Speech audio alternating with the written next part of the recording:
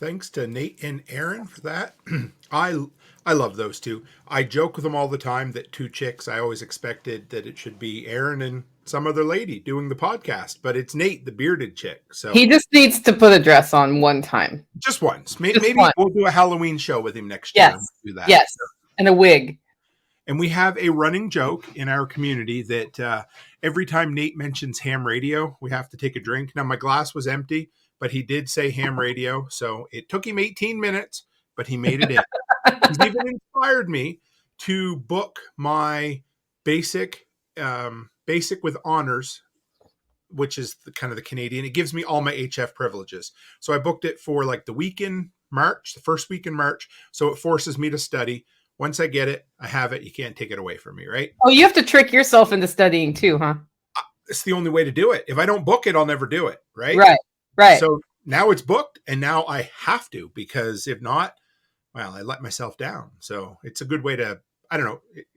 I like those little hacks, you know? I love how Nate didn't think I was serious about the dress. He didn't think you were, where did he? Oh, don't tempt me, Nicole. Yeah, I don't quite I don't think he realized. His wife is like, we'll do a Little House on the Prairie dress. It'll be cute. Like, she's already got the whole plan going. Oh, of course she does, because Nate or Erin is just wonderful that way. Yeah, I would love to see. Honestly, maybe next year for Halloween, they could do the flip-flop. Nate could do, well, no, that wouldn't make sense. They'd both have to wear dresses to be two chicks homestead. Yeah, have you seen all those like Target ugly dress shots? Have you seen those series? Yes. Something like that would be hilarious. It would be perfect. Yes. Like something real bland out of like The Handmaid's Tale or something. That's what it looks like, right? Yeah.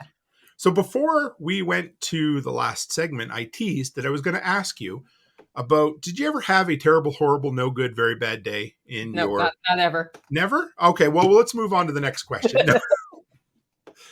Would you like to share a story, Nicole? Well, there's always stories. The one that came to mind when you said that. So I do an annual event called Green Chili Day. Yes. And I order green chilies, hatch green chilies from New Mexico. They get shipped in.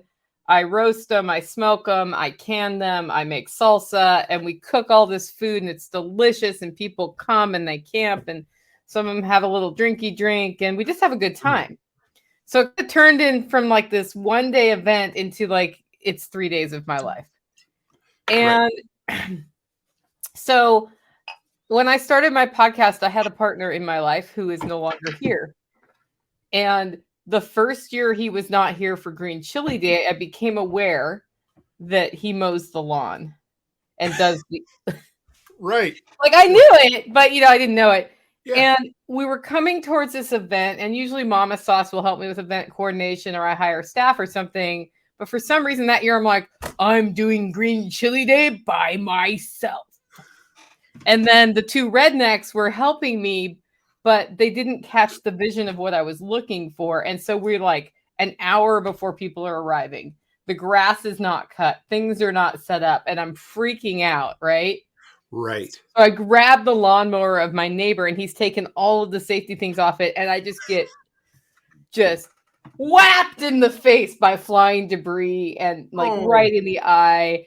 And I yelled bad words, stomped into my house, slammed the door, threw myself on the bed, and cried about Green Chili Day and how I was never going to do Green Chili Day again, and threw the temper tantrum of a 3-year-old. Sure, I get it. Totally did. And they didn't know what to do because they had never seen that before. I don't think I've done that probably but one time in 15 years. Sure. Right. And I was just done. I was like, no more community events. I'm not teaching anybody anything ever again. Like, fuck the podcast. Excuse my French. Like all of that. I was just like, I'm done. And then I calmed down. And then I picked my butt up. And I walked outside, and they had trimmed the dress. So Val just posted a picture in the Telegram group. She's just awesome. She told the story about when she walked the Appalachian Trail. Yeah. She told a story about when she got trench foot. She told a story about when she fell into a den of rattlesnakes, both of which would have been enough for me to quit. Yeah. You know what her advice was? Never quit on a bad day. Yeah. And that is the truth. I had a horrible day one time when We had a huge snowstorm. I didn't have the gear to deal with it. My plow on my quad broke. The 4-wheel drive in my truck broke. There was about 12 things that happened. And I walked into the living room and I looked at Becky and I said, I'm done. I'm walking away. No more snow, no more anything. And she said, okay, honey. She gets on the phone looking to buy me a snowblower. And anyway, 10, 15 minutes later, same thing. I took a breath after I was done having my hissy fit. And I realized, well, the only person that's going to make it work is me. So Yeah. Didn't make it easy. Didn't make it feel good, but we're still here. You had your Hatch Green Chili Day, didn't you? Well, yeah, I did. We had a great time. We made salsa. People ate lots of good food. And Nighthawk never let me touch his lawnmower again. He just does it for you now, doesn't he? Well, yeah. Well, mostly the sheep do now, but Tactical does a lot of that. But yeah, every time I'm like, we need to hand mow this one area, Nighthawk's like, I'll just do that for you, Nicole. What a good dude. He's a good dude. Yeah, I was just talking with Tactical about I need my own weed whacker that's mine and nobody else touches it. And we're working on getting one of those in next. Is it going to be a battery DeWalt? Yeah, it'll be a battery DeWalt probably. I had a battery Ryobi that got completely destroyed over the summer doing sheep. So I did have one, but it got kind of co-opted into the whole You're not farm. supposed to use them to shear sheep. You know that, right? No, we weren't shearing sheep. We were blazing trails to put movable fencing. So so it was just, there was things as bigger around than my thumb it was basically being used in a way it shouldn't have been being used. I get you. Absolutely. It did it all summer until it couldn't do it anymore. Well, with that, guys, we've got 4 segments left, and they're incredible. The last 4 we have John Pugliano, Tag from Life Done Free, John Willis, you're going to love his, and we're going to close up with Paul Wheaton. Not just Paul Wheaton, but Paul Wheaton's TED Talk, just so you know. But with that, let's slide into John Pugliano and how he made money with Morse code. Hello, this is John Pugliano. I'm the host of the Wealth Setting Podcast. I'm also the founder and money manager at investablewealth.com. For this segment, I wanted to provide you something that was informational as well as entertaining. And so what I thought I'd do is combine my 2 favorite activities, which is making money and amateur radio. This segment is entitled How Morse Code Made Me Rich, and it's an excerpt from Wealth Setting Podcast, episode 349. Enjoy. Okay, as far as Morse code, it's a hobby of mine. It's something that's rather archaic and out of the mainstream, but the reason I'm tying it in with the title of How It Made Me Rich is because it's been my experience over, many, many decades that the way you really do build wealth is personal to you. It's all about maximizing your personal abilities. Okay. And so as I talk in this podcast, I'll be talking a little bit about actually investing, but this is from a broader perspective because, we build wealth not only through the way we invest, but the 2 steps before that are learning to earn an income and to save a large percentage of that income. And then all 3 of those, learning how to earn, save, and invest, they're all about lifestyle choices.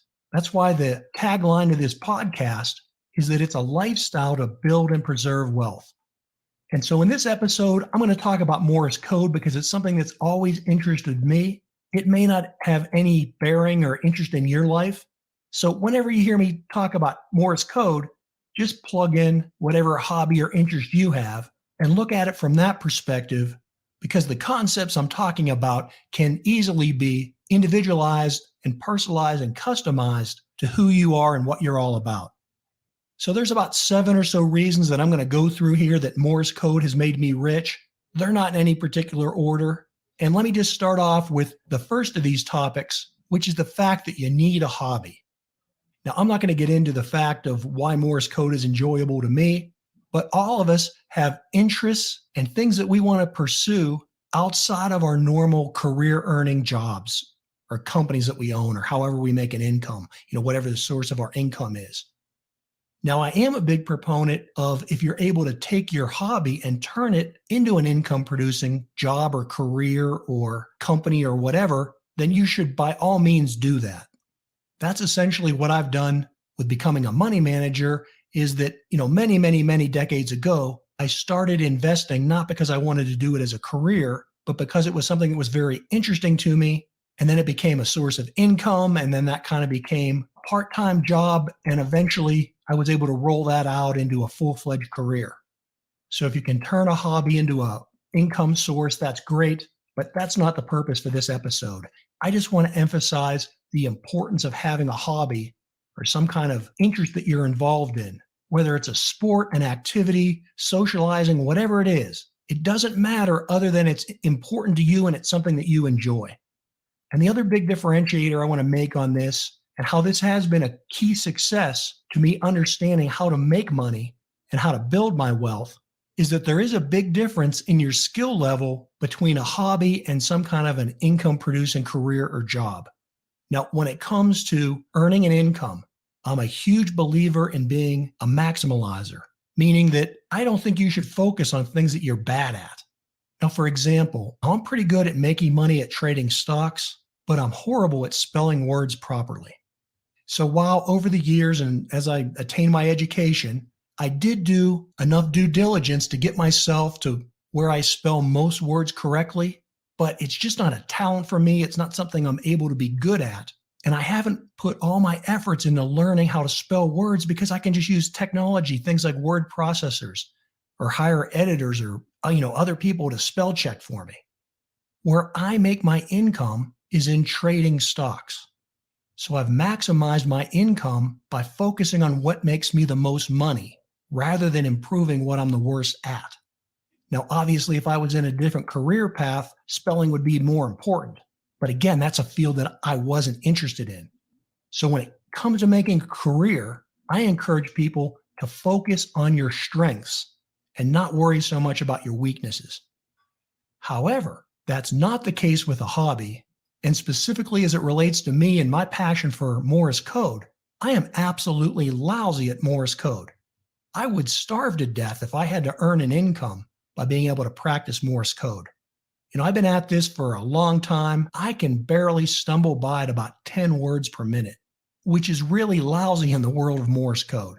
But you know what? None of that matters to me because it's a hobby. It's a distraction. It's an ability for me to take myself out of the stressful workplace or out of the stressful life that I may be in, and for a limited amount of time to immerse myself in an activity that I enjoy. So it's that relaxation, it's the ability to reset, it's the ability to clarify your mind that's important about a hobby. The actual results don't necessarily matter, because that's the big difference in pursuing a hobby and having that impact your life than pursuing a specific career. So for example, you may like to garden, even though you kill everything that you try and grow. It doesn't matter, right? Because you're not trying to feed yourself. You're just trying to engage in an activity that you enjoy and that brings you peace and clarity. Learning that and being able to separate those two activities, the income generating part of my life and the leisurely hobby part of my life, have been crucial in helping me to build wealth. The income side is about production. The hobby side of it is about recharging your mental self. The other reason why I say that Morse code has made me rich is because it's really required a lot of discipline for me to learn Morse code because I don't have a natural ability to learn it.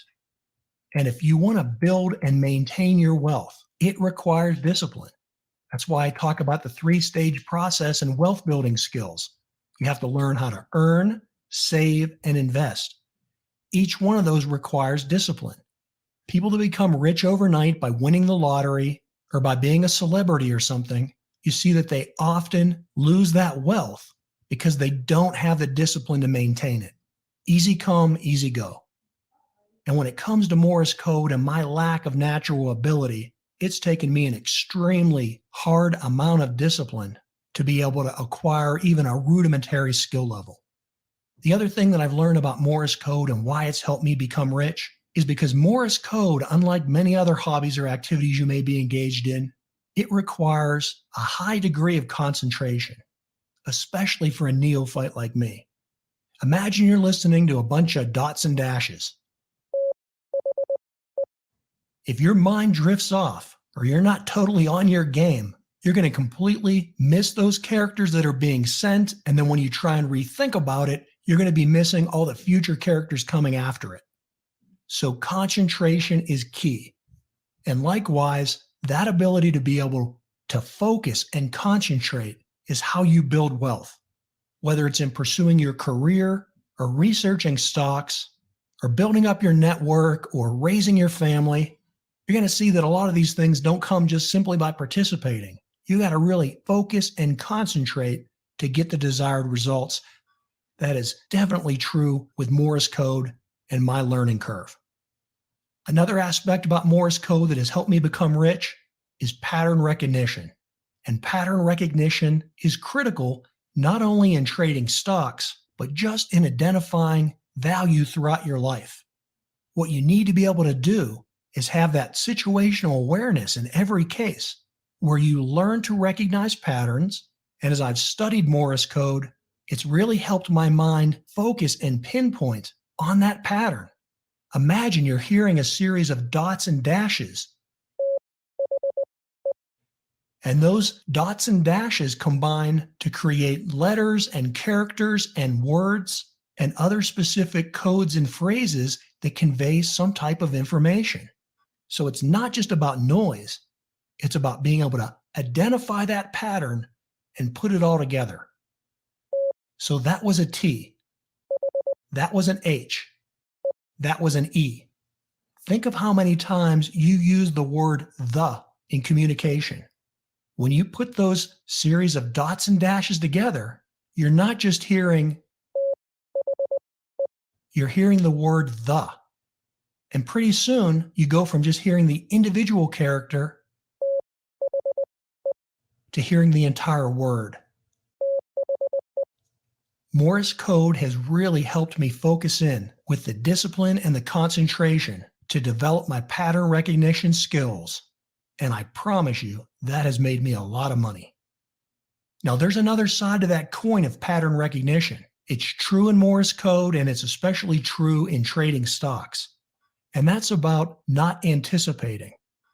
You can't look at the whole world as simply patterns, because the world is much more nuanced and complicated than that. Yeah, you can look up into the sky and see constellations, and those constellations may look like certain patterns, right? Maybe you see a Big Dipper or the constellation Leo or Taurus, but it's just a pattern of stars, of lights in the sky. You're not really seeing a lion or a dipper or a bear. You're simply just seeing a pattern of things. Your mind will look at those patterns and come up with events and conclusions that are irrational and wrong, because patterns don't always represent the real world. So while pattern recognition is extremely important, you have to realize when something's simply a pattern, when it's not necessarily giving you meaningful information, and realize too that a lot of that pattern recognition comes from your mind automatically filling in the blanks. So for example, in Morse code, you hear and you think the, but that's only the first part of the word. And because you're focusing on the THE, you're missing what comes after it, which in this case is RE. That wasn't the word the. That was the word there, THERE. The way your speed and understanding develops in Morse code is that you start seeing more and more of those patterns. But you have to be extremely careful anticipating what that next letter is going to be or what the next sequence is going to be, because you don't know if it's going to be THERE. Maybe it's THEIR, or maybe it's THESE, or maybe it's THEM, or THEN, or THEY. Do you see how being able to identify that basic pattern of helps you understand all those other words, but you won't know what's coming next until you listen? That's part of the discipline and the concentration. And as it relates to stock trading, it's why you always hear me say, I can't predict the future. Yes, I can look at patterns. Yes, I can develop algorithms. Yes, I know these are trends, but I don't know what's coming next. You're looking at patterns, you're identifying the sequences, and you assess probabilities, but you can't be 100% assured of what's coming next. Knowing that limitation has been a key factor in helping me become wealthy. And then the final thought that I want to close on is something that you hear me say time and time again. It's a reoccurring theme in this podcast, and it's heavily related to what I talked about before, which is the concentration part. As it relates to Morse code, it's about ignoring the static and the noise in the radio transmission that you're hearing and focusing on the dits and dashes that's conveying the information.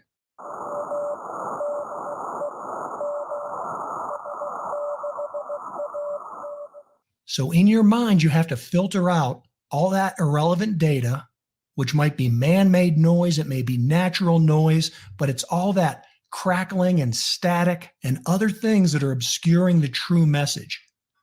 To be really good at Morse code, you got to be able to filter out all that noise and just focus on the dots and dashes.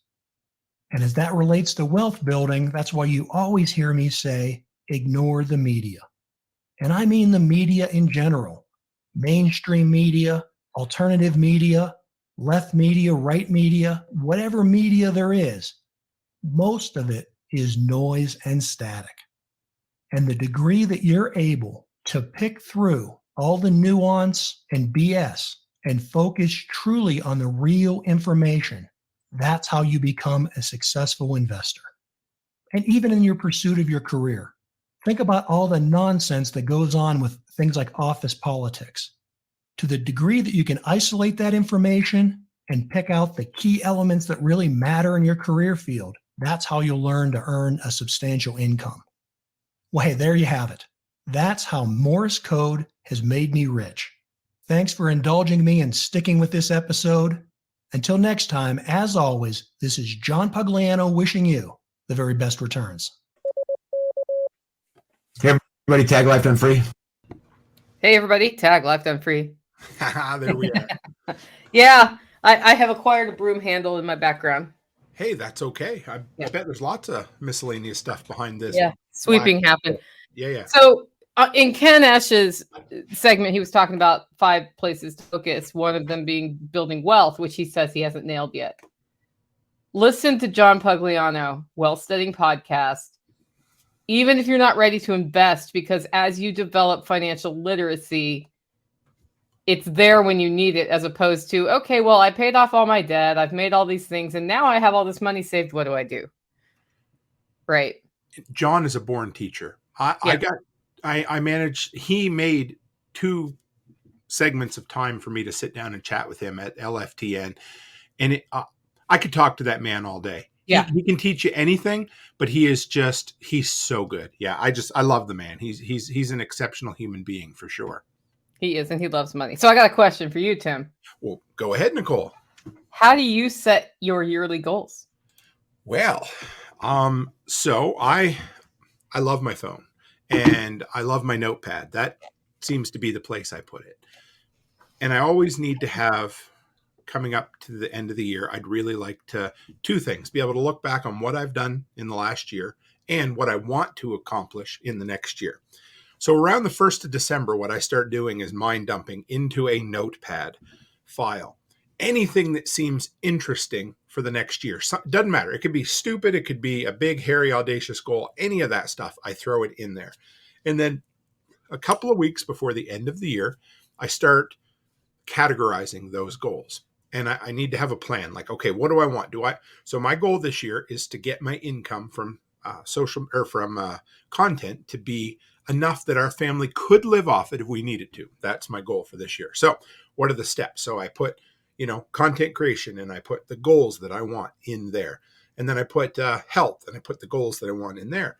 And I put entrepreneurship and the goals that I want in there. So I categorize them into the things that are important. Now, I don't put down how to become a master chess player, because that's not one of the categories that's important to me. I have no interest. Even my daughter's into chess right now, so I'll play it with her, but that wasn't one of my yearly goals. My yearly goals are to get better at content creation, to get healthier, to spend more time with my family, to develop my prepping even more. And I don't know, either content creation or prepping, whichever one I did mention. So those are my goals. And then I kind of organize them within that. And then that gives me something as I go through the year. I look at those goals, and if I ever have any downtime, if I'm like, shit, I'm spinning my wheels for a minute, I look at those goals and I'm like, okay, that's what I'm going to fill in. And then I have a very similar process to you, but I do 1, 3, 5. So I do the top goal for the day, 3 in between things, and then 5, small things. And I fit them all in. It helps me get them monotonous things done. So I try to put it all in that. And then at the end of the year, you can go back in my phone to 2014. And in 2014, one of my goals was to learn how to ice skate because I'd never learned how to do that in my life. And guess what? By the end of the year, I learned how to ice skate. So I have, at this point, 9 years worth of goals that I can look back on and think, damn, I did it. So having something written down that you can look back at throughout the year, having a plan and a theme, a word of a year. This year, mine is concentrate. And then always, whenever you have some downtime, go back to those goals. Does that answer the question a bit? Yeah, it does. In fact, I would say look at them at least once a week, even if you don't have time. Yes, make time. You are 100% You have to make time correct. for that, because otherwise you'll be like, wait, what was I supposed to do this year? One more thing I stole from you that I learned is every evening I take this agenda my next day, Yeah. and I do that for the next day. And I've managed to use this every single day since the beginning of January. Last year, 11 days was my record for days straight of using this thing before I stopped using it. So you can get better at it. Yeah, the nightly recap is key. And I didn't realize that originally, but when I started, I was just writing how the day went, and I was like, it occurs to me that some things need to be done tomorrow while I'm writing this nightly recap. And next thing I'd know, I'd have my first 2 hours. It's like, if I get up and I do these things in this order, I'm going to own this day. And then I would. And so, yeah, I think thinking about the next day the night before is a really good habit to get into. Absolutely. I was going to ask you, is John going to be at Self-Reliance Festival this time or no? Or John Pugliano, sorry. The one. Ah. Yeah, my brain's yeah, there will be Johns there. Yes, there'll be a few Johns. Yeah. He is not coming to this one, but I think he has October penciled in. Nice. Okay. And he will be at my spring workshop in April. That's probably why he's not coming to SRF in March. That's the reason I'm not coming to SRF in March as well. So couldn't just stay a month. I could, but I'm staying 6 or 7 weeks in September and October. So I'll make up for it then, Yeah, that makes sense. All right, guys, with that, you know who's coming up next. Tag. The audio was just a little oversaturated. I did my best to clean it up. It's still perfectly listenable, but I just wanted to warn you ahead of time. It's just a step down from the quality of all the other ones, and that was on my end, just something I did. So without further ado, let's go to Tag from Life Done Free. Hey everybody, Tag Life Done Free. Hey, today in Starve the Beast 4, we're going to take a look at fear and how it's used on the populace. So if you're interested in how fear is used against us, come on, let's check it out.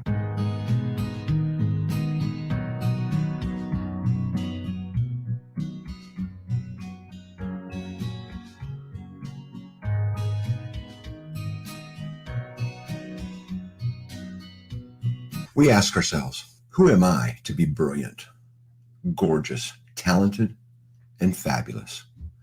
Actually, who are you not to be? You are a child of God, and your playing small does not serve the world. I want to repeat that. Your playing small does not serve the world.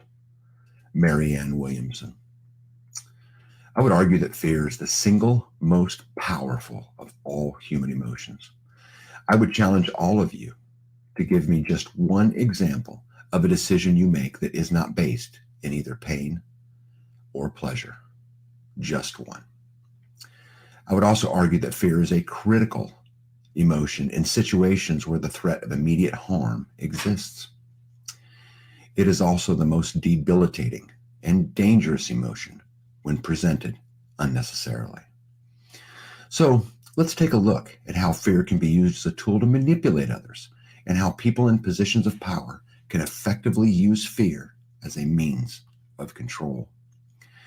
See, ever since the Industrial Revolution, humans have enjoyed great protection from the natural world.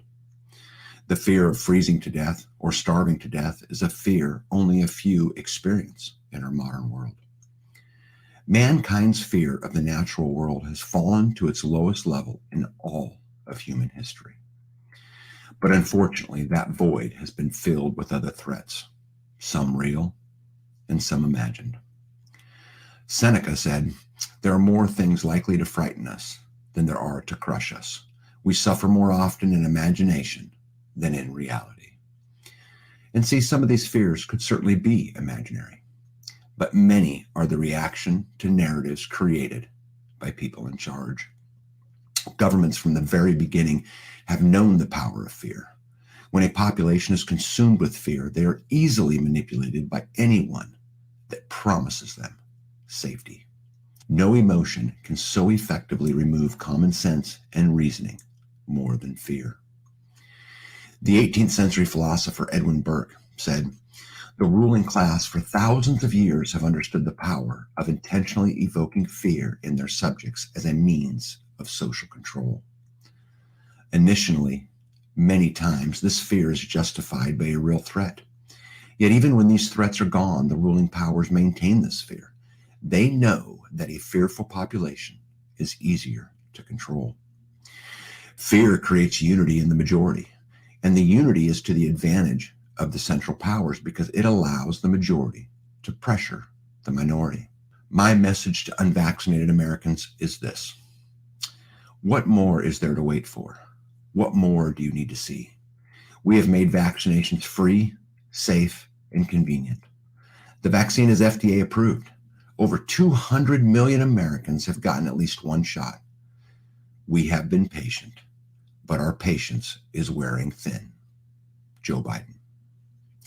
When I was going and researching all of this and was, thinking about how they turned the populace against, they turned the popular against the unpopular, or the vaccinated against the unvaccinated. I came across a headline, I don't know if you remember this, but Kiss's Gene Simmons said to the anti-vaxxers, he said, "You are the enemy." F.A. Hayek said emergencies have always been the pretext on which the safeguards of individual liberty have been eroded. See, the creation of fear in a civilization has been used by the ruling class from the times of ancient Egypt to modern day. They create the crisis and then convince the populace only they have the solution. You remember when Ocasio-Cortez said the world is going to end in 12 years if we don't address climate change? Yeah. And then they immediately introduced new legislation. George Bush said, and I know many of you remember this, in fact, this speech inspired me at the time, and I felt great patriotism, but he said, "I hear you, the world hears you, and the people that knock these buildings down will hear from all of us soon." And to an applause, he then invaded Iraq in the search for weapons of mass destruction. But you know what else we got? We got the Patriot Act and the surveillance state. H.L. Mencken said, "The whole aim of practical politics is to keep the populace alarmed and hence clamorous to be led to safety by menacing it with an endless series of hobgoblins, most of them imaginary." Even one of our founding fathers, John Adams, said fear is the foundation of most governments. There are so many examples of the ruling class effectively exploiting the population by using fear. There are many strategies they use. One of them is called false flags, and I know we've all heard this term. But by definition, a false flag is a political or military act orchestrated in such a way that it appears to have been carried out by a party that is not, in fact, responsible. The author Connor Boy said, "Physical attacks lead to a corresponding increase of trust in political leaders and submission to them. This effect is likely the same whether the attack be surprise, known to by the political leaders yet allowed to happen, or directly orchestrated by these same leaders who stand to benefit from the increased trust and submission. False flag operations work because the general population does not have access to the facts or details.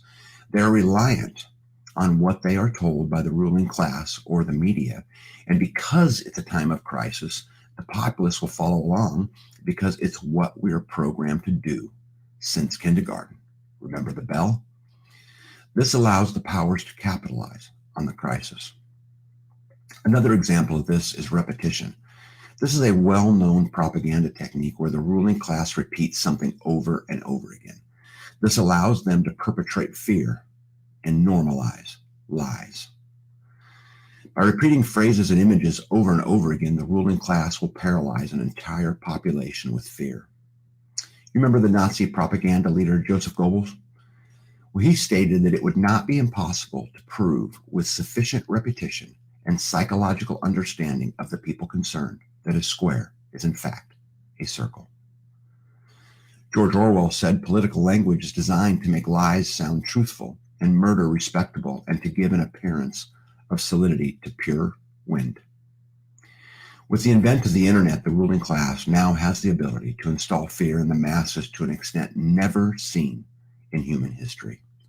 But guys, this is also the solution for freedom-minded, self-thinking Americans. We as a people have never in history had access to more information. The philosopher Voltaire stated that those who can make you believe absurdities can make you commit atrocities. So you don't want to be a person convinced of lies and absurdities? We must become truth seekers. We realize that when listening to the ruling class and the media, it is our duty to question the validity of each claim. We have to understand that the ruling class may not always have our best interest at heart. Questioning these claims is our duty. None of us, in my opinion, have the ability to fix the world by ourselves. We can, however, remove the unnecessary fear that contribute to so much pain and slavery in the world. You have heard me often say that the first step to freedom is to take responsibility for your actions. But we must also take responsibility for our beliefs. Taking responsibility for your beliefs may be the single most important thing you can do in your journey to living free. Stanley Milgram said, "The disappearance of a sense of responsibility is the most far-reaching consequence of submission to authority." Now, I know some of you may be thinking, well, not us, not today. Those are the things of history. Most civilizations will not recognize the situation they're in until it's too late. So I thought I would just pull some headlines. Let's look at some COVID headlines from 2020. They said, stay home, stay safe. Don't go to the beach, right? The waves could give you COVID. Don't eat chicken or other meat because that can give you COVID. Be sure those preparing and serving your food are wearing their face shields upside down, like the dog cones, right? To keep their breath directed up because, again, this can give you COVID. Leaving your packages on the porch, don't touch them. Leave your groceries in the car. And when you take them out, wash them right away, right? Because they can give you COVID. Stay away from animals and pets. Stay away from people. Cover your faces, right? So let me get this right. We're supposed to be afraid of going out, the beach, meat, servers, packages, groceries, pets, and people. All of these items were our real headlines from 2020, and these are just a few of them. After 2 years of the scare, the true risk should be alarming. Do you think people have settled down? Have they become less scared? The constant campaign of fear from the news media and the government can only be about one thing: control. I don't know if you remember or not, but public health scientists actually encouraged Pfizer to delay the release of the COVID vaccine until after the election, which Pfizer did. So our health and our safety clearly wasn't their top priority. Which companies can be open and which cannot? How many people are allowed in a room? We were told that we must inject the thing into our bodies, and if we didn't, we were unpatriotic and one of the enemies. We were even told what freedoms we were allowed to have. We can stop the spread in 2 weeks, they said. The poke works 100%. Wait, no, it doesn't. We were told that masks works. Wait, no, they don't. Hold on. Yes, they do, but it has to be 2. They said they needed 80% to take the poke, only after saying they needed 50. The doctors and nurses are the finest America has to offer, they said, right before firing them because they wanted to say in what happened to their body. Does anyone find it interesting that now natural immunity can only be had with the Pope? Now, I recognize things change, but if years and years of science have changed this much, should we be betting our health on it? There's a 1955 book out there called They Thought They Were Free, which talks to normal German citizens about why they didn't stand up to Nazism. In the book, one conversation really stood out to me, and this is what the German had to say. He said, "One doesn't see exactly where or how to move. Believe me, this is true. Each act, each occasion is worse than the last, but only a little worse. You wait for the one great shocking occasion, thinking that others, when such a shock comes, will join you in resisting. Somehow, but the one great shocking occasion, when tens or hundreds of thousands will join you, never comes. That's the difficulty. If the last and worst act of the whole regime had come immediately after the first and smallest, thousands, yes, millions would have sufficiently shocked. But, of course, this isn't the way it happens. In between comes all of the hundreds of little steps, some of them impersonable, each of them preparing you not to be shocked by the next, and one day too late, your principles, if you were ever sensible of them, all rushing upon you, the burden of self-deception has grown too heavy, and some minor incident collapses it all at once, and you see that everything has changed. Now you live in a world of hate and fear, and the people who hate and fear do not even know it themselves. When everyone is transformed, no one is transformed. Do you remember a time when people lived in hate and fear? Think hard. Based on the science, what additional liberties are you willing to concede? You want to starve the beast? Take responsibility for your beliefs. Become a truth seeker, and don't live in fear. Because at the end of the day,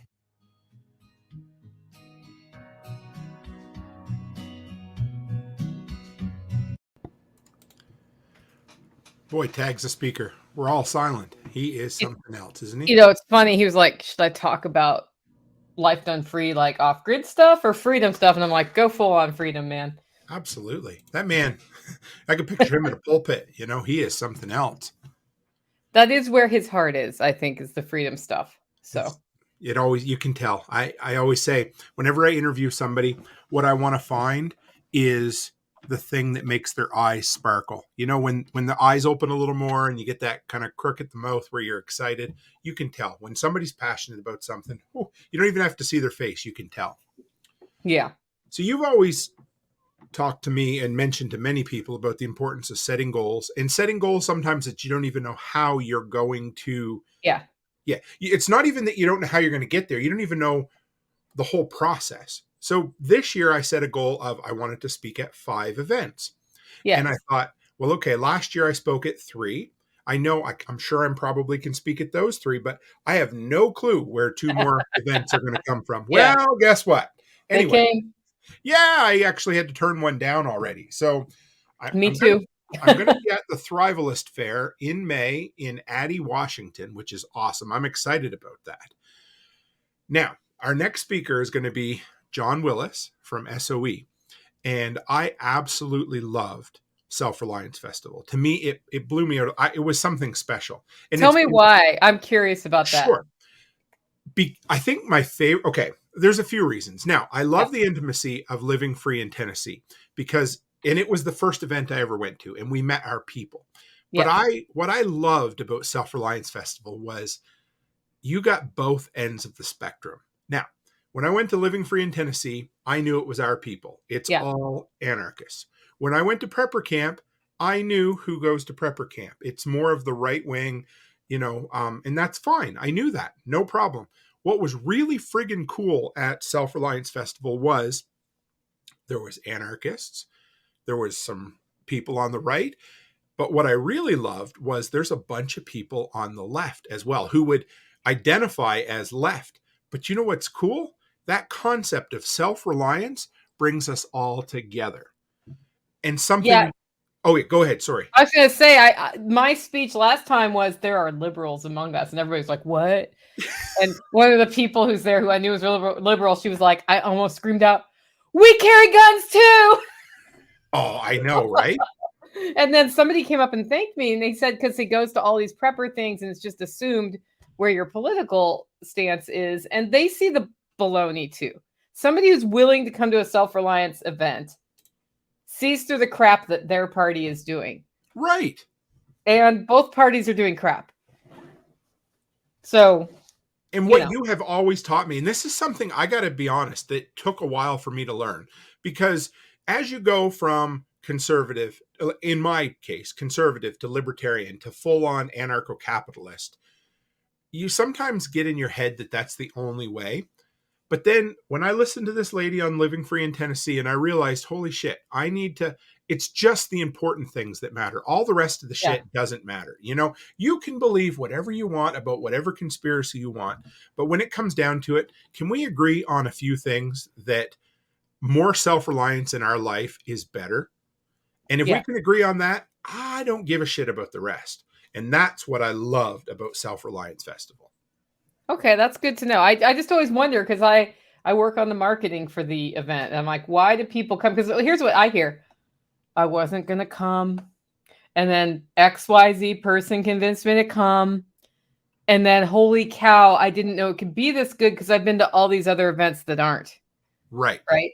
And I'm like, okay, so how do I explain that to people? And for me, what I see as the facilitator is the connections people make at Self-Reliance Festival are real and lasting. Not for everybody, right? It's not 100%, but for most people. And there's always somebody there who's like, I just feel so alone because I live in Eastern Washington and there's nobody there. And I'm like, who else is from Eastern Washington? And 2 hands go up. Right? Right. And you're like, so you flew to Tennessee to meet the people who live 5 miles from your house and go do your thing. But that's how these events, that is the best part. And you know what? That's the best part of today too, are them silly little connections that people make that you don't know how much that's going to make their life a little bit better. Yeah. And I came away from Self-Reliance, most events I go to, because I can't shut up and I need to talk to everybody and I want to hear everyone's story.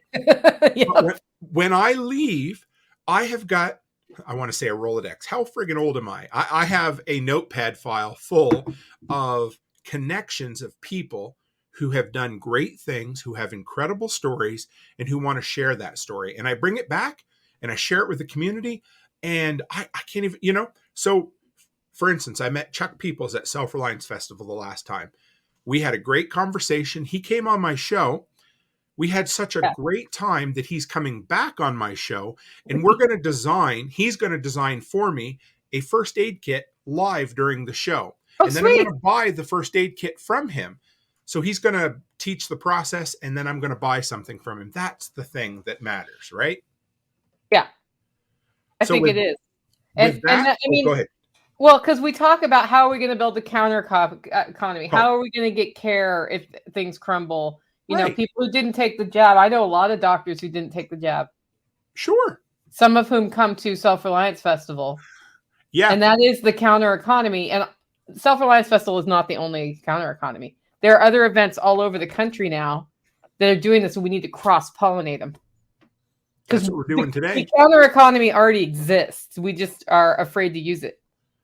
And why should we be separate from all these other communities that are out there?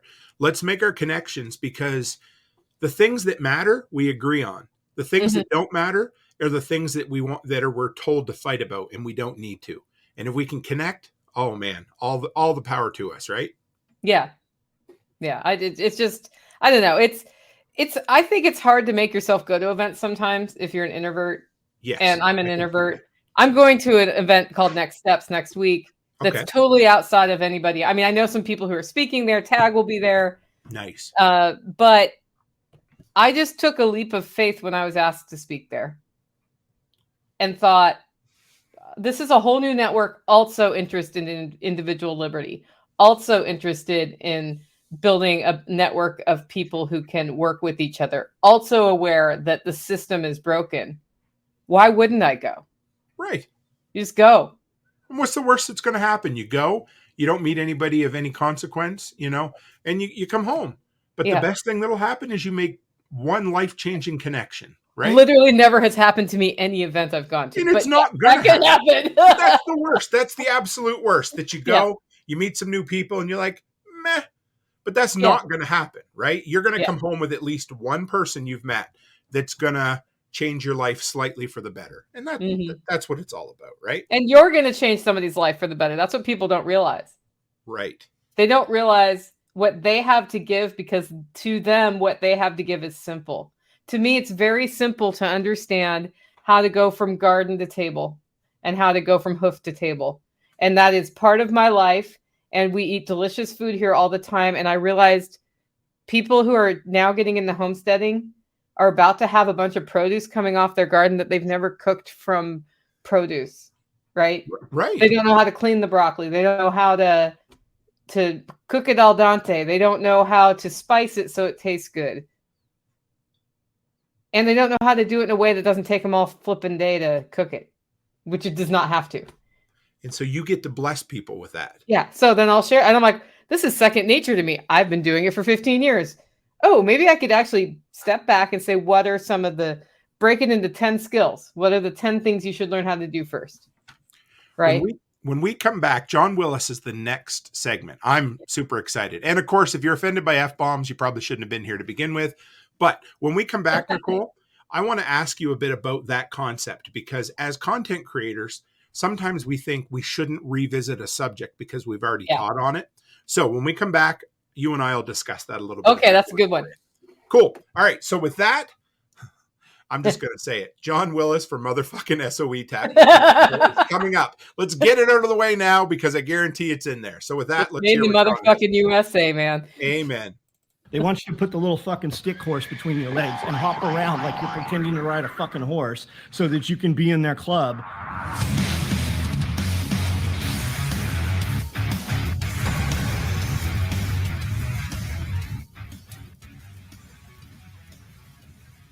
So I saw a comment and it said, a tale of two commenters. This is from my friend Evan. I posted about doing a 2-day radio operator course in Camden and Ocala, Florida, at a tactical comm group on Facebook. I had lots of likes and only 2 commenters. The first bulked at the $500 price tag and gave a lengthy resume of how much more he has learned by being in a ham club for $30 a year. As I like to do, I engaged him with assertiveness and wit, but was not nasty. Here's the contrast. This is the important part. The second asked if I'd be willing to offer a course in Georgia. He even followed up with an email, had already secured a location to host the class, and was more concerned about the maximum number of students I'd accept than the price. He wasn't worried about the price. The one dude isn't coming and is mad about the price. The second guy didn't even question the price and is concerned with how many bodies I can stuff in this location and how many can you handle. And that's it exactly, right? Because the guy taking issue with something you did on social media, he's never more successful than you. This dude taking issue with the $500 price tag and says he gets more for his 30. I've gained more by being in a $30 ham club. That's awesome. I'm super glad that you get to go around some nerds. I guarantee there's not a fucking woman in the club. And if she is, she belongs to one of them dudes. And that's the case, right? The dude taking issue, that motherfucker, he's obviously not teaching a class for $500. He's obviously not busy teaching classes since he has time to be on Evan's group. And that's always the deal. The motherfucker that's talking shit to you, he can't ever demonstrate that he's done what he takes issue with.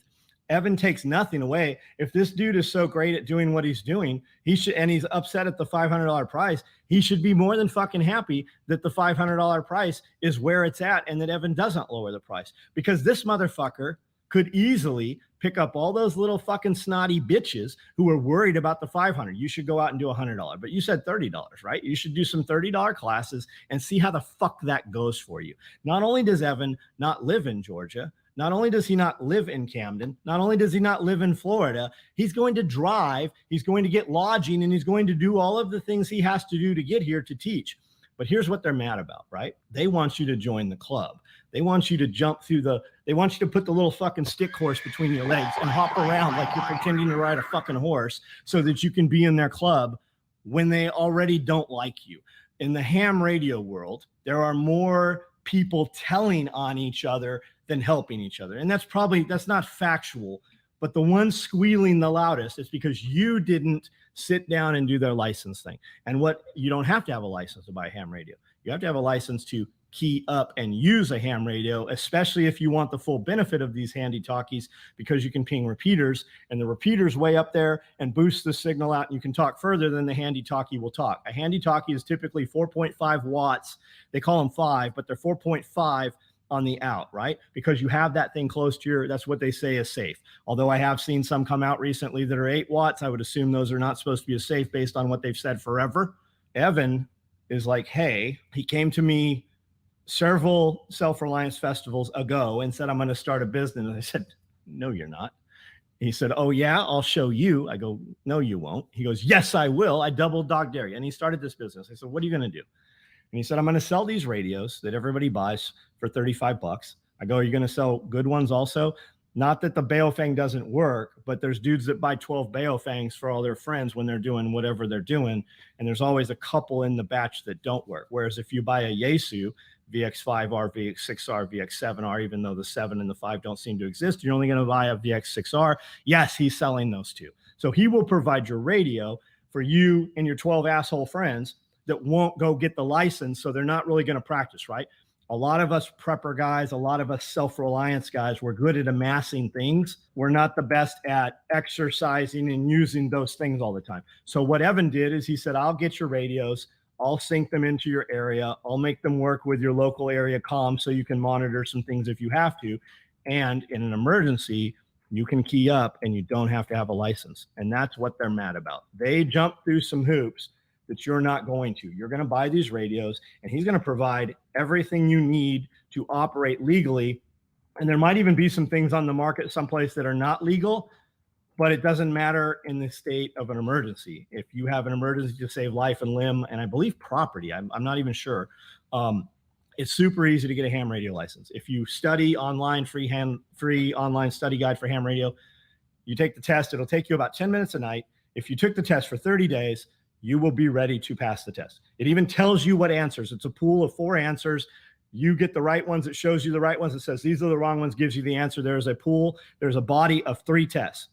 If you know these answers, you will pass the test. That aside, Evan will provide you handy talkies, a base station, boosters, antennas, portable relays, portable, what did I say those things were up there? Portable repeaters. And he has this turnkey thing. And he has all the stuff to take these radios and patch them into tactical communication gear, all your headphones with your hearing amplification and noise canceling stuff. You can plug those in, push to talk, weatherized, ruggedized, and you'll look fucking super cool if you're into that kind of thing. And that's the thing. Some rando, when you click on his shit, lo and behold, he hasn't published any fucking videos of his own, but he's here taking issue with what Evan says. And Evan, who's been in business, what did he say? October, November, December. I think he said he did what? $25,000.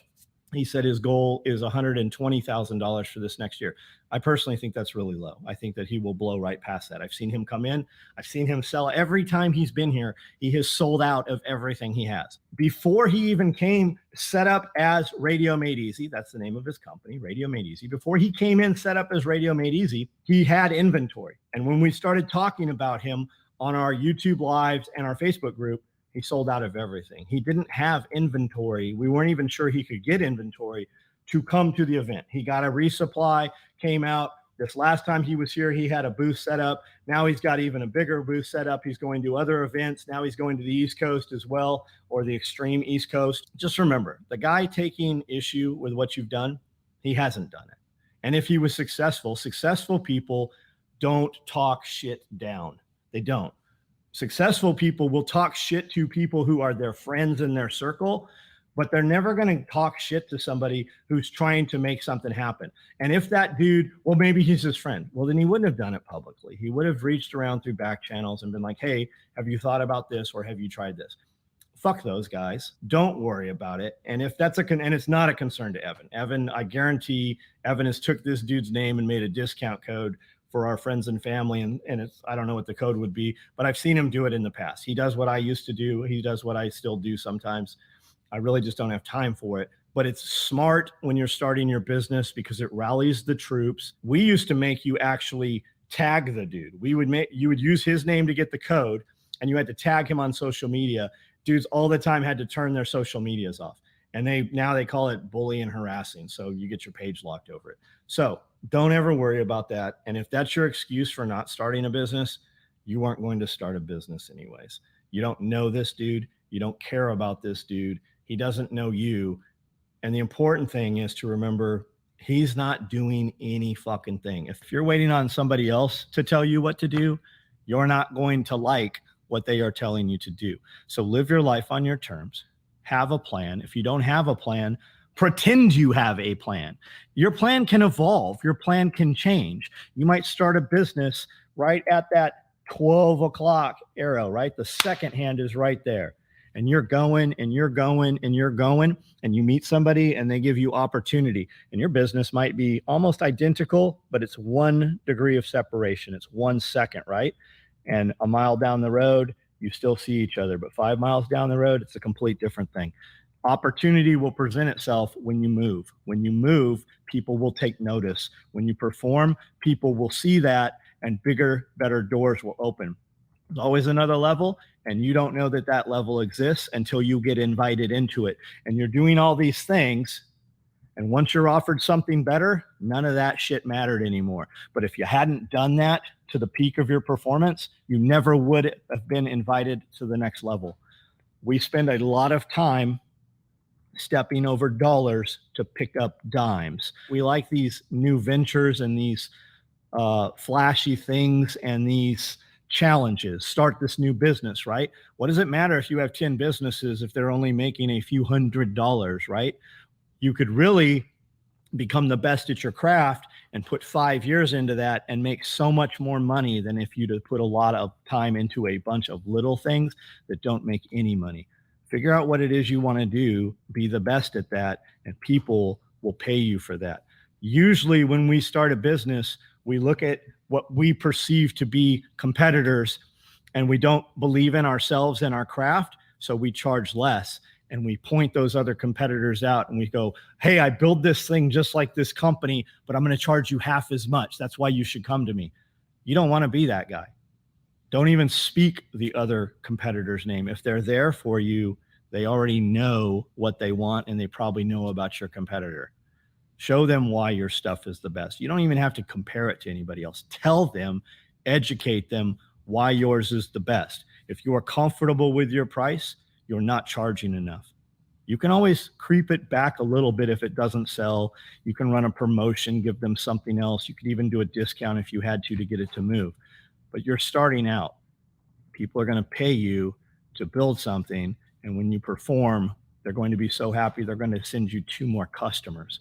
You don't have to have inventory sitting around, but you better have a plan, because if you don't have a plan, somebody else has a plan for you, and they don't think very much of you. They're going to utilize you, and they are not going to pick you up to the level you could. Nobody's going to do for you what you will do for yourself. So build your life in your favor, and think, even though if you're a young dude right now and you're like, I'm not having kids, that could change at any time. You could be the lever that changes the entire direction of your family. Operate in that manner right now with that in mind, generational wealth. Not only what will your kids have, what will your grandkids have? You can be the person in history that puts your family's name on the map. But if you don't maneuver and operate in that manner, you will not be that person, ever. It won't happen. Think about that now. Had I moved at age 20 the way I move at age 50, we would be so much further right now by the time I hit 25 or 30. But I'm 50. I moved more from 45 to 50 than all of the other years. If I could go back in history, people are always like, who would you want to talk to in history? I'd go back and talk to me at 20 and go, stop doing all the stupid shit. Stop spending money on stupid shit because you don't have any of it. None of it matters. It's all still sitting here. It doesn't matter. Put the time into business, buckle down, put all of your money into business. You don't do anything. Nothing is important in your life other than business. But what about my girlfriend? If she won't be involved in your business, you don't need her. Build the future. If she's not willing to build with you, she's not going to be there in the future. If she's not willing to struggle, sleep on the floor of the shop, live in the car, if she's not willing to do that, she's not the one. Struggle, put everything into the business for the first 5 years. If you do that, and I know guys are like, but I have kids. My kids were in my business all the time. My children never went to a babysitter, ever. They were with us 24 hours a day, other than being at school. Some of them were with us 24 hours a day, right? If you do that for 5 years, everything back into the business, it's the difference between making millions of dollars and hoping to one day make $100,000. Suck it up, buckle down, 5 years. You can put other things that you enjoy doing into your business. You just have to figure out how you do that. You want a razor? Fine. Build products for the razor. Use the razor as a tax write-off, right? You have to make money to have a tax write-off, though. If you're writing off against, if you're taking a $30,000 razor to cut back 30% of your taxes, you have to have made the money for the razor, right? You have to understand how taxes work. You can become a tax guy. You can watch some YouTube and get some good information on taxes. Don't be the tax guy. Do what you love doing and make enough money to pay the tax guy. Every dollar, just get this habit in place right from the beginning. Every dollar, yes, taxation is theft. Every kind of taxation is theft. But how do they catch all the big mastermind criminals? They catch them on taxes.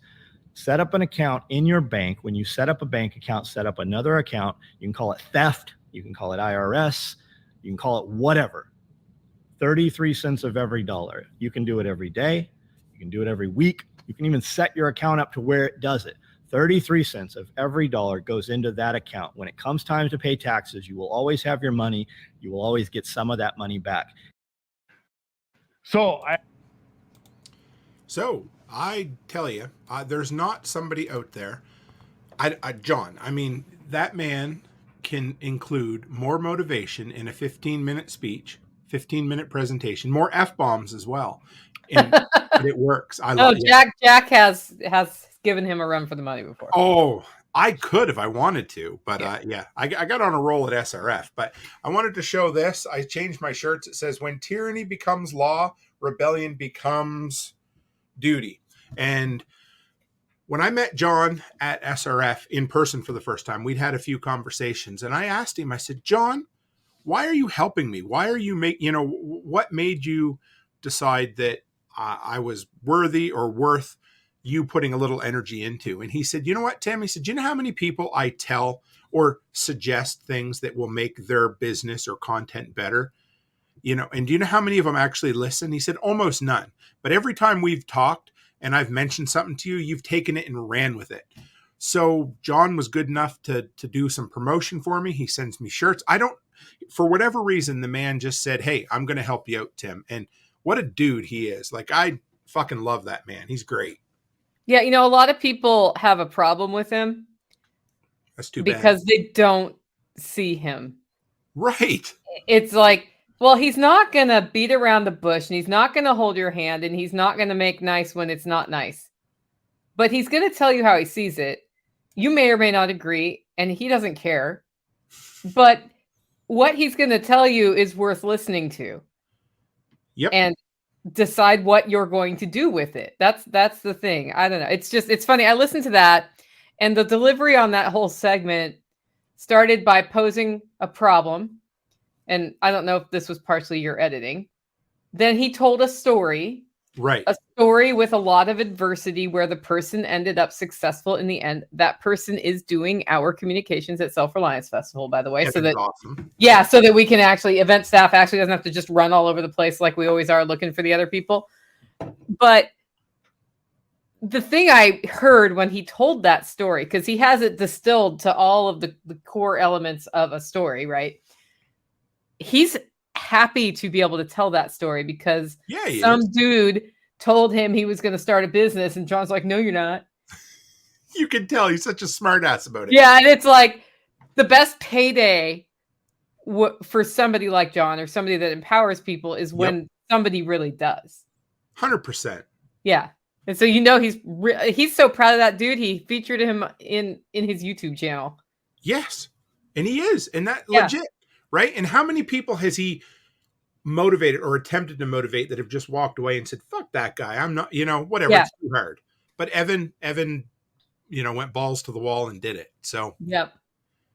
So I was going to ask you something. Why don't we play Paul Wheaton's segment? I'm going to be mean and tease people, but let's play Paul Wheaton's segment. Then we'll come back and we'll talk about how the importance of coming around and teaching things one more time. And then we'll do a close up. How's that sound? That's perfect. All right. So with that, guys, we're going to close out the show, the last recorded segment. Who would have thought? Number one, we got Paul Wheaton. Number two, we have a TED Talk, all wrapped up in one. So with that, let's hear from Paul Wheaton. So I have a background in engineering, would go to the office, would share my thoughts on pollution and war, kind of icky, and other people like, yeah. They should do something about that.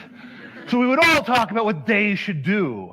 And after a while, we bonded. Outside of that bonding, there wasn't much that was really accomplished. So I would go home and conduct experiments, just little things I could do at home. And I know that pollution and war are dominantly the problem of energy. And so if I could just reduce my own personal energy needs, I'd be doing my own little thing. I'd be making a difference. It'd be a small difference, but it'd be a difference.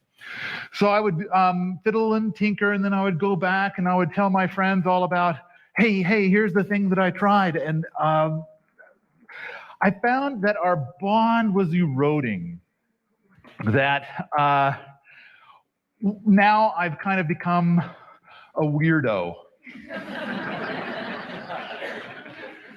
So I'm going to start off with my first story, and that is the ultimate energy-saving technique. And this is actually a story of a red herring. So I came up with these things, and I thought, these are dramatic, these are huge. If more people knew about them, it would make a bigger difference. All I have to do is convey the information from me to them. And I had resistance because I would try to present my ideas, and this is what I would hear back. No! Tell me not of your foolish, simple things, because I have implemented the ultimate energy-saving contraption, buying light bulbs. I'm done. I don't need to hear anymore. I've covered everything that I need to do about saving energy is done. So the extra pain came from, once again, my power company sent me my bill, and with the bill, again, was this newsletter. And the newsletter had this thing about how the best return on investment to save energy is to buy the light bulbs. But hey, we're going to make this ROI even better. We're going to make the light bulbs free. Again, I mean, I know they were free last month and the month before that, but we'll give you 50 if you need them. So I got really upset, and so I started to really kind of kick in and do a lot of work, more research, more articles. I'm going to really kind of prove my point. I'm starting my own experiments. I'm proving longevity. I'm doing experiments on the luminosity, and I'm showing that these fluorescent light bulbs are terrible, that they don't save energy most of the time. There's a rare instance when they might. But I mean, this was stuff from 25, 30 years ago. We knew that they kind of were lame. And now it's kind of like this profound thing. Oh, they're the amazing thing. So I've shown that they actually cost more, use more energy. And that's the end of that story. I told you it was half a story. There was a half a story coming up. That was the half a story. So now we're going to, you're going to have to wait for the movie to come out. I hope that they'll make it in a big Hollywood production. I do think it's an epic story. It'll be worthy of Hollywood. And maybe what they'll do is they'll put me in the movie, and the part of me will be played by Pee Wee Herman. So I want to remind you that Mark Twain once said that there are three kinds of lies. There's lies, damned lies, and statistics. So when we look at how much electricity is being used by the United States, it does look like that light bulbs thing. Ooh, that's a big one. We better put a lot of focus in on that. And I do think that there's things that we can do in that space. It's just not those light bulbs. And when you look at this, it's kind of like, well, wait, heat is just such a tiny thing. It's like not worth really fiddling with until we get the light thing figured out. But there's this next piece.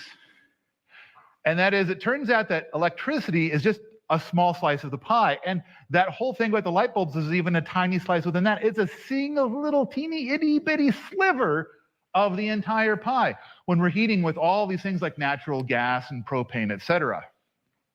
Heat is more than half. So if we're going to solve this problem, make a better world, let's focus on the heat. There are 3 kinds of heat. So let's get our heads wrapped around those to move on to the next things about how we're going to solve these problems and get to our next 3 stories. First, there is convective heat. This is where we heat the air and the air heats us, keeps us warm and toasty. This is the least efficient form of heat. This is also the most common form of heat in America. The next kind is radiant heat. This is where we have line of sight with a heat source. We can feel the heat. And so, but our backs are cold, so we kind of rotate. We do the rotisserie thing. Ooh, now I can feel it. Okay, that's working for me. Maybe you have multiple radiant heat sources. That'll work out all right. But this is a relatively efficient form of heat. Great examples are the sun. Sometimes people use that. Or a campfire. You know, you're always doing, rotating yourself at the campfire. Ooh, now this part's cold, now this part's cold. Campfire puts out radiant heat. The most efficient form of heat is conductive heat. It doesn't need to be a hot thing. It can be a warm thing. And all you have to do is touch it. And you feel the heat, and it actually warms you more efficiently than either the other 2 kinds of heat. Now we're on to story number 2. How I cut 87% off of my electric heat bill. Now, I started off in the same place that I think everybody starts off, in that it's like rather than heating the entire house, I'm going to heat just me, and I'm going to put a little electric heater at my feet. But the problem is that not only does that heater use 1,500 watts, which is a lot, but it's actually cooking and frying my shins while my fingers and my face are freezing. I call this experiment a failure. This next experiment was a great success.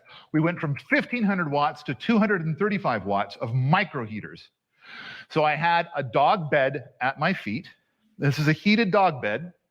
I had reptile heaters at my hands.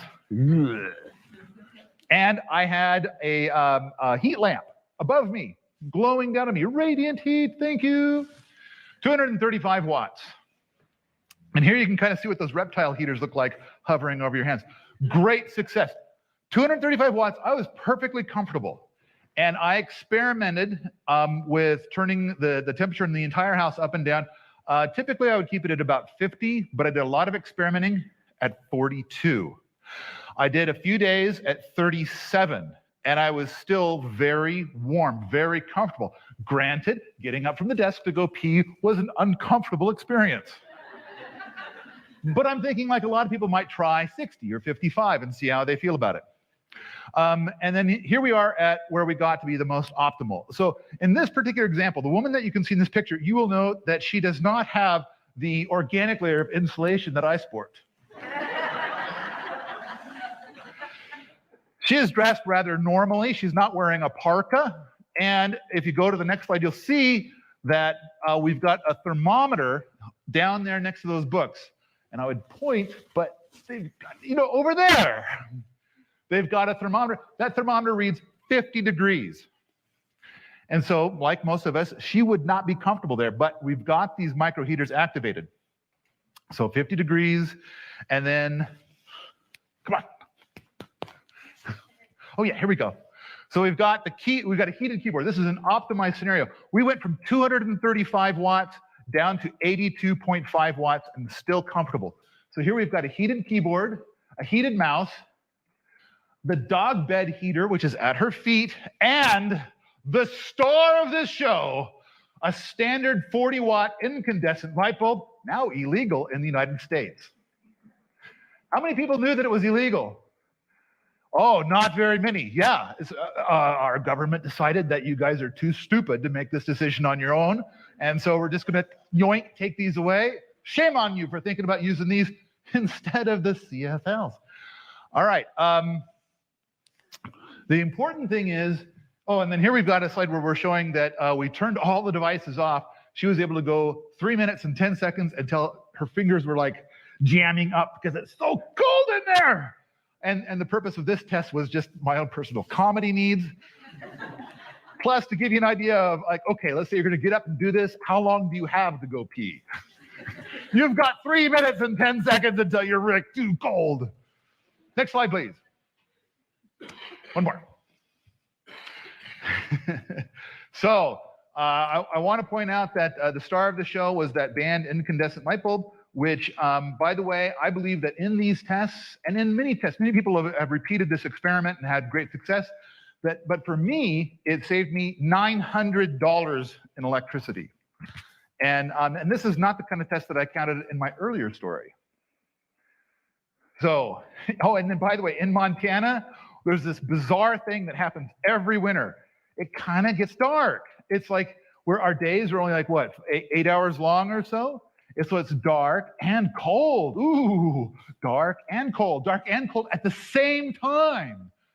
And so the crazy thing is that when we turn on this light, it gives us not only light, but it also gives us an efficient form of heat, radiant heat, more efficient than an electric baseboard heater.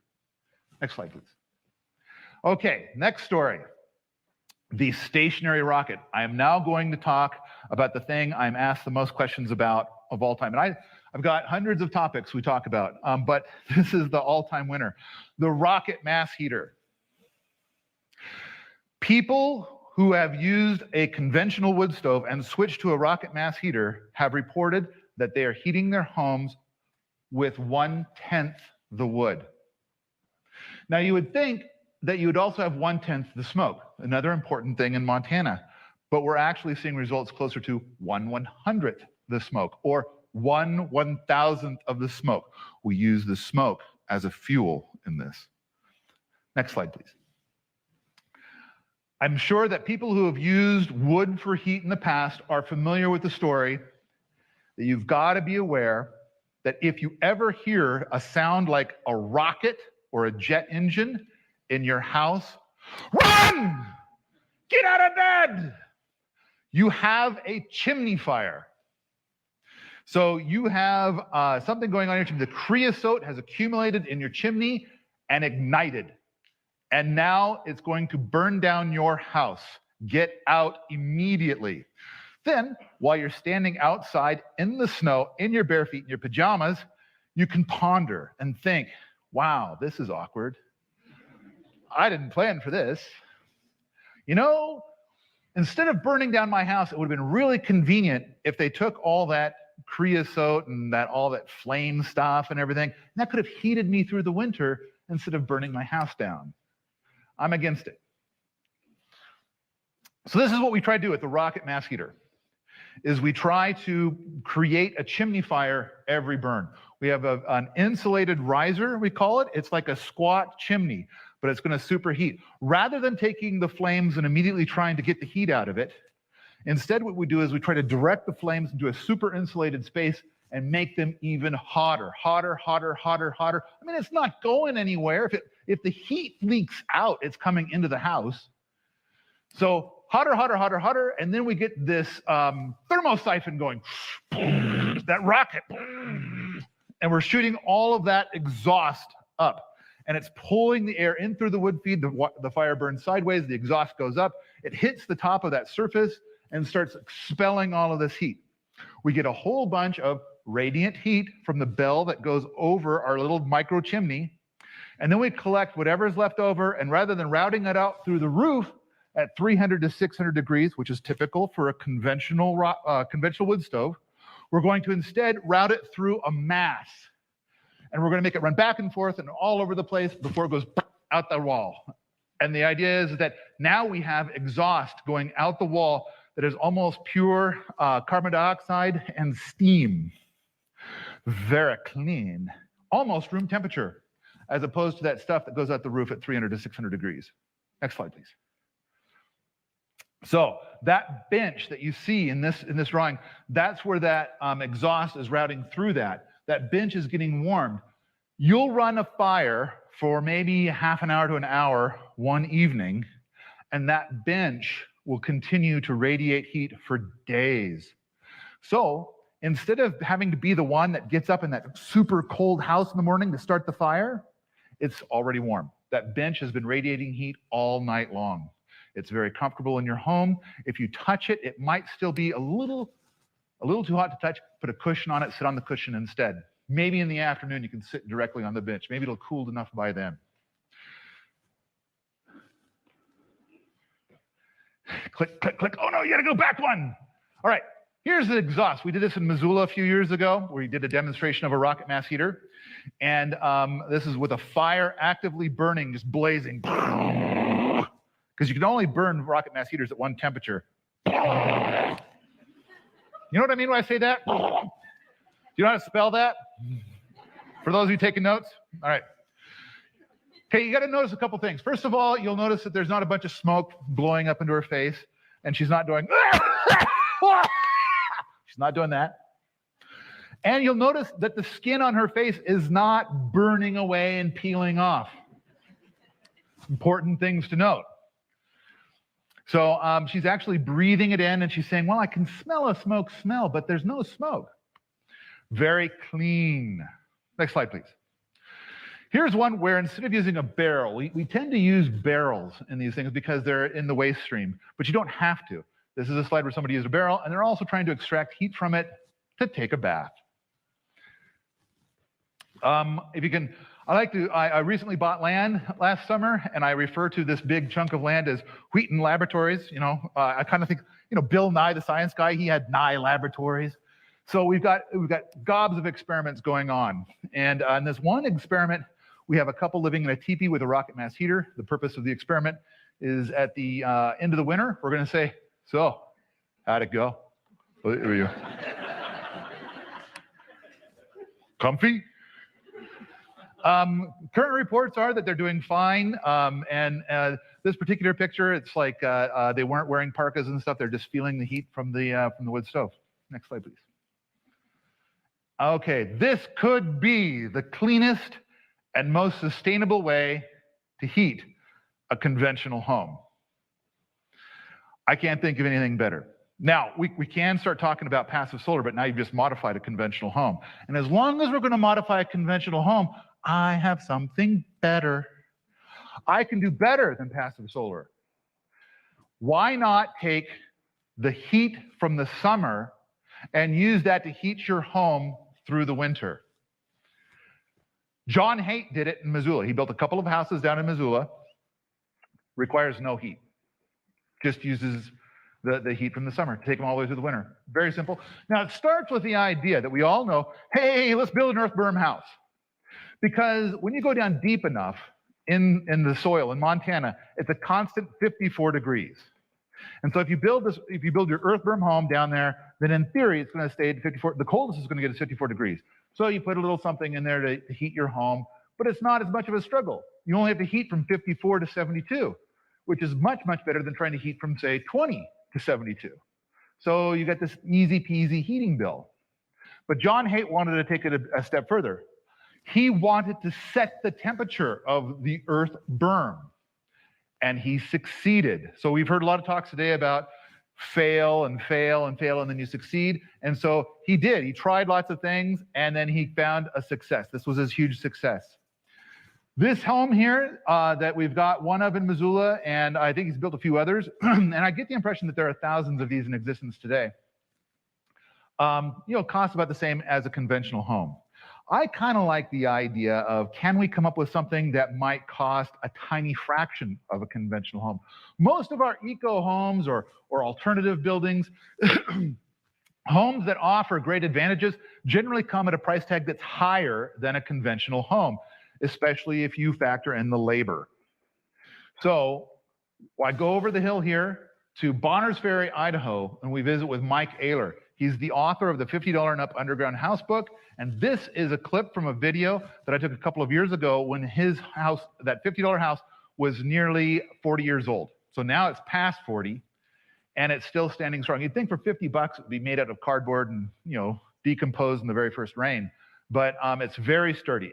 Excellent engineering, a lot of amazing innovations. I could easily spend a huge amount of time talking about that, but I'm going to move on Here is a design of a home that I call the don't do this. And here is his first innovation. Bing, fixed. So with the don't do this house, all the water built up behind it and made a big water disaster. Now that's been repaired. And then we add in John Haight's work, and we have something that I've called a wafati, an above ground home that looks like a log cabin on the inside, and it's invisible on the outside. By invisible, I mean it looks like the hillside. Trees and shrubs and everything's the same. But you've got lots and lots of windows, and it's got more light than your conventional log cabin. Next slide. I want to point out that we have hundreds, if not thousands, of things like this. This is 4. And I call these things bricks. And the thing I've been working with for maybe 15 years now is, rather than being angry at bad guys, I'm trying to build a better world one brick at a time. So far, we've shared these bricks as of today with 35 million people. So I believe we really are making a difference. Thank you. Live large!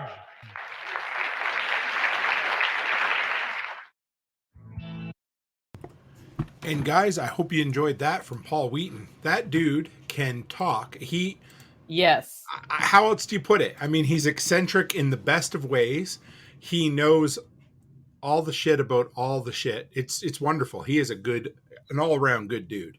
Well, he just knows a lot of things, and he connects them like a good permaculturist, right? It's And connections. he can tell a story. And he can tell a story, and he has a good sense of humor. Oh yeah. So all of that in the package when he's presenting is good. Plus, he puts his money where his mouth is. He's actually doing the work. Right. If you guys could see the video, it's pretty funny. It's nice because it's just Paul. He gets up there in his, jean overalls, and he is on stage. He looks like he just literally walked out of the farm, and he probably did. And he's there, speaking to that crowd. But he's a special guy. I could listen to that man talk all day long. Yep. So I wanted to ask you, Nicole. So going back to last summer, of course, because I built my side hustle, which is now a full-time venture. And I was out mowing, and I was listening to an episode of Living Free in Tennessee, and it changed the way I thought about things. I couldn't tell you what episode it was, but you mentioned the idea of how it's important because our audience, our community is always growing. And you mentioned the importance of revisiting topics that maybe you've taught about. And that's the thing. And we talked about earlier about how to find content or how to constantly come up with new ideas. And it opened my mind a bit because I always thought I shouldn't go back and revisit those topics. And then you said something to the extent of, well, there's always new people coming in, and you're not the same person, and your audience aren't the same people they were a year ago when you covered that. Mm-hmm. Can you elaborate a little bit on that? Yeah, I do this every so often. I'll go back to the basics, and I will talk about food preservation, how to grow food, how to plan your life. Canning, I guess, is one that comes up over other homestead things, how to take care of chickens. And I was probably 4 years or 5 years in when I was like, do I really need to talk about how to pickle beets again? I haven't done that in a while. I probably should do that. And I thought, the people who have listened to me a long time, when I talk to them about how to pickle beets, they're going to be like, oh yeah, she shared that recipe that one time. Reminder, I'm going to go try that recipe. The ones who are judgmental and not supportive already left before I ever got to repeating it. And the new people just found themselves in a garden with beets. And they're like, what do I do with the beets? Because I can't eat all the beets. And now what do I do with the beets? And pickled beets are delicious. So I think when you have some basic premises that you're teaching or tenets that you follow, or even you've done a series of, like my 3 things, I've done that series 3 times now. Every time I do it, people are like, mind blown. I'm like, I know you were listening 2 years ago when I did the My 3 Things series, but mind wasn't ready yet. Mind had other things going on. And so I think that it's okay to cover the same things again. You don't want to do it every week, but from time to time, it's seasonal, the life we live here. Yeah. It's time to talk about how to do seedlings again. That's and important. I've probably covered that 5 times.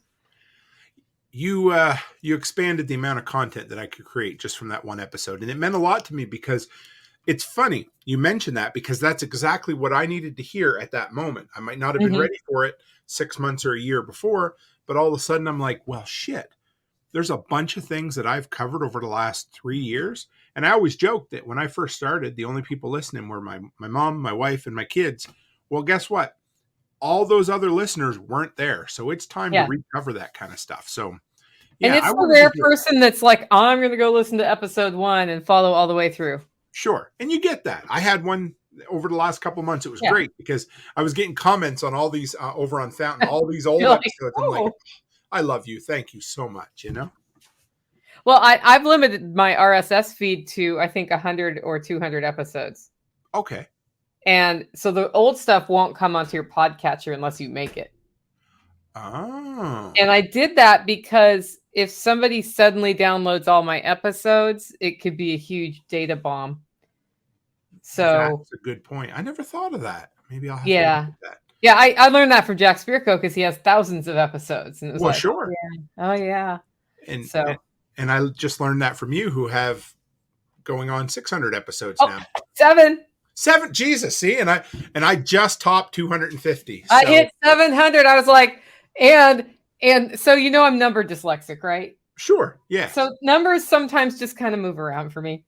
So there I am, episode 700, nice easy round number, and I say like some random number. It's like 663. Sorry, I just totally said a different number, and then I got, it was a good episode too, and I finished recording it. And I was like, this is episode, in the comments, I'm like, this is really episode 700. I didn't get to celebrate it at all. That's just the way I get it. It's all right. I think I was like 20 episodes off. It was completely just, I don't know where the number came from. Well, I wrote my notes the other night. Becky and I did a show together, and I just about read off that it was episode 555. It was 255. I don't know where the hell the 500 came from. So I'm like, apparently I'm being optimistic, Yeah, you'll get there. I will. Yeah, absolutely. Yeah. So first off, thanks, Nicole, for going on this journey with me. This was fun. Thanks for putting all that work in. Tim did most of the editing. Whatever. It was fun. It was great. This was perfect. I mean, and we only went 15 minutes over, which is way better than I expected. So, yeah. But just a few things that I noticed. One thing, Brian from Lots Project mentioned that he made a connection with Jester on the Clapper app because of Jester's thing today. I sent an email so that Carrie Brown and Jester could meet up and connect. I sent an email to you so that you and James from Prepper Broadcast Network could meet up.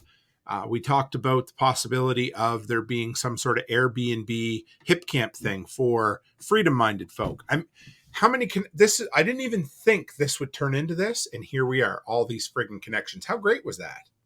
I think it was great, and that's what this is for. Yes. I want to see us 10x it next time. I want, there can be more of that.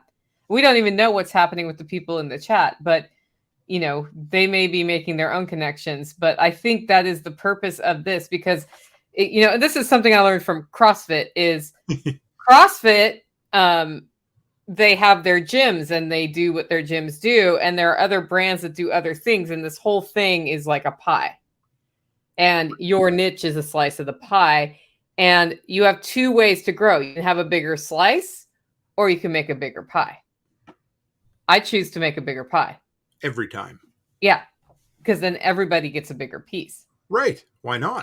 Yeah. And that is the attitude. So I like some friendly competition. Don't get me wrong. We have some fun with that, but that's different. That's totally different than other things. So I think as I listen to this, I think more than half the people who provided content today, I knew before they were content creators. How freaking cool is that? Isn't that weird? Not counting the Jack Spirkos of the lineup. It was like, wait, I knew that person when they were like, I don't know if I should start a podcast. Or I'd maybe like to, Yeah. And look how far they've come.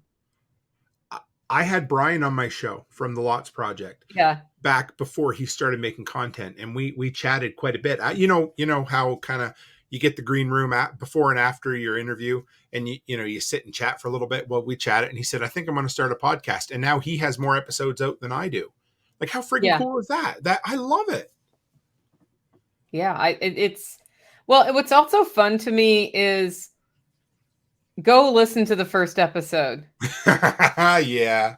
Like, go listen to my first episode and listen to me now. So when you do your first episode and you're like, wow, that's awkward. It's like, yeah, we're all awkward on episode 1. Go listen to Jack's first episode. Screaming at somebody on the highway in his Jetta, right? I actually haven't listened to it, but yes.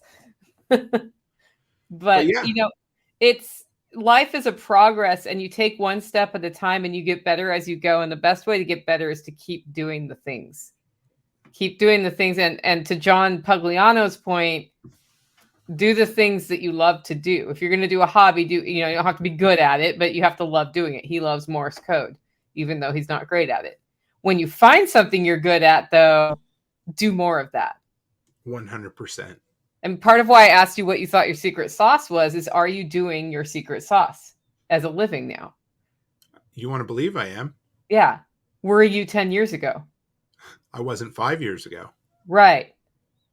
When you find your secret sauce, then you start going, okay, what can I do with my sauce?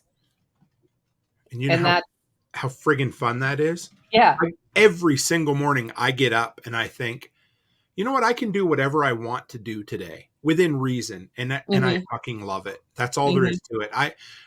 How you couldn't be any happier, right? Yeah. And because you're doing what you were put on this planet, no matter what you believe, you were doing what you were put on this planet to do. And when you do that, boy, it's pretty friggin' easy.